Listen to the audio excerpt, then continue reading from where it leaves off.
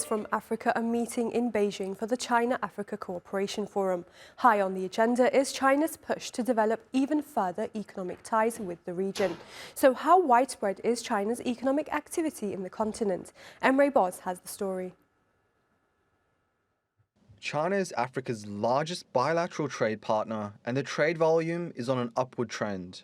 Two-way trade between the two reached a record $282.1 billion in 2023. Analysts critique this number by citing that more than $173 billion were due to Chinese exports, while only $109 billion of African exports headed to China.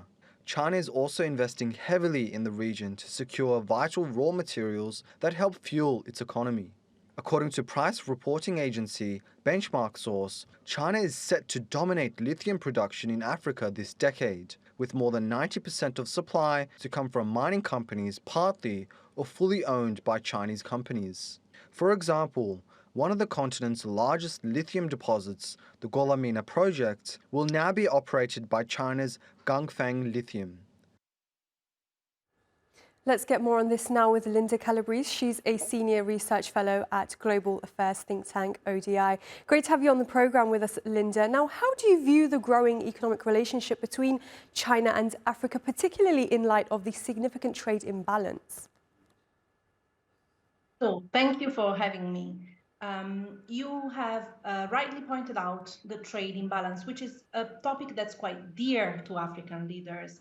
President Ramaphosa of South Africa, as soon as he landed in Beijing, immediately mentioned that he wants the trade imbalance between South Africa and China to reduce. He wants to export more South African goods to China.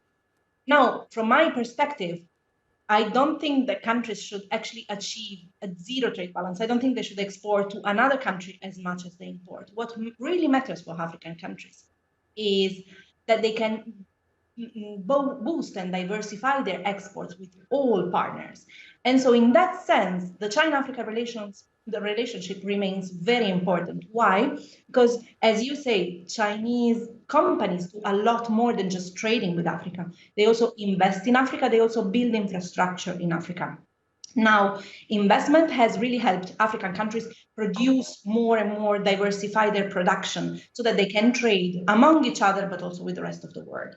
And Chinese infrastructure, roads, railways, ports, industrial zones, has also contributed to boosting African production. So therefore, the economic relationship with China, I think, in Africa is important. Really, beyond trade, there's a lot more that needs to be explored and that can be leveraged, that African countries can leverage for their own benefit.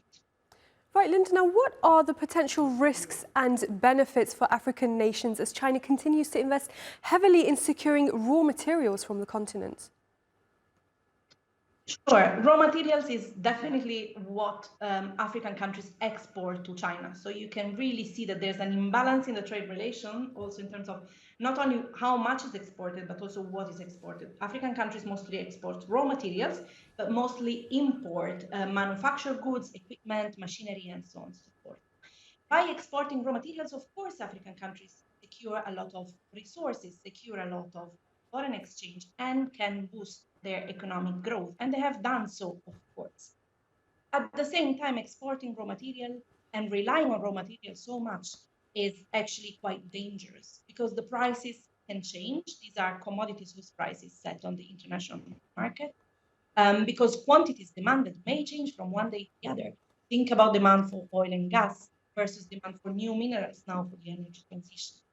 So for African countries, really, just extracting and then selling raw materials is not a good economic development strategy. And they should aim to diversify, to process more, first of all, so to keep more of the value add in country by processing and exporting not the raw material, but the slightly processed or more processed minerals. But they should also look for other sources of exports that are not just raw materials. And in these, again, their economic relationship with China remains quite important. So in a way, like in summary, Chinese investment is really important to grow your GDP, but that's not the only thing you can rely on to diversify and to transform your economy.